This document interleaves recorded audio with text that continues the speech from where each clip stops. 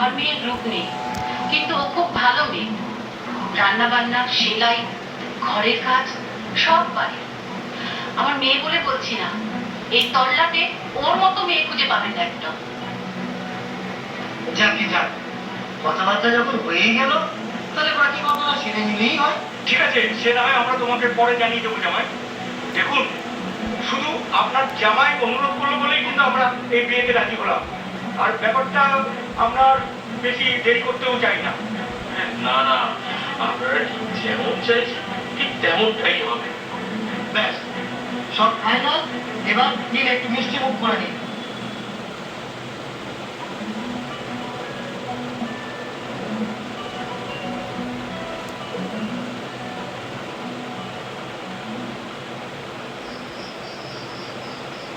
কি গো জামাই, ওরা কিছু বললো? মানে ওরা কিছু জানালো? সেটা নিয়েই তো ভাবছি। কেন, ওরা কি বলেছে? বিয়েতে রাজি তো? হ্যাঁ, সে রাজি, কিন্তু আরে কি বলেছে ওরা, বলো না। কত কি চাইছে? কি বলো? চুপ করে আছো কেন? বলো। ওরা তো অনেক কিছু দাবি করছে, অনেক টাকা পণও চাইছে। কত টাকা চাইছে ওরা, বলো? ৭৫,০০০ টাকা চাইছে। ৭৫,০০০? এত টাকা? হ্যাঁ, তার উপরে আসবাবপত্র, গয়নাগাটি। হ্যাঁ গো, এ তো অনেক টাকার ব্যাপার। কি করে পারবে তুমি? সেটাই তো ভাবছি। ভাই, এতদিন পর একজন পাত্র পাওয়া গেল, সেটা ছেড়ে দেবো নাকি যে করে হোক সবকিছু জোগাড় করবো?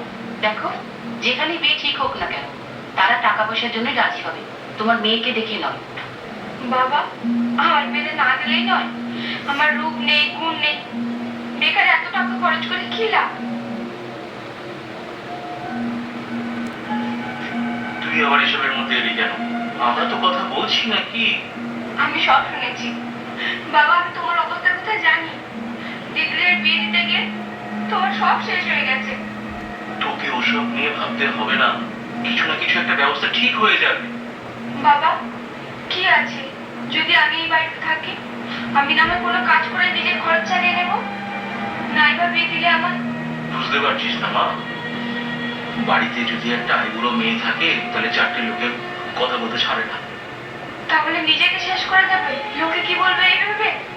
তোকে এত কিছু ভাবতে হবে না, আমরা যেটা ভালো বুঝবো সেটা ঠিক করবো। যা করে যা।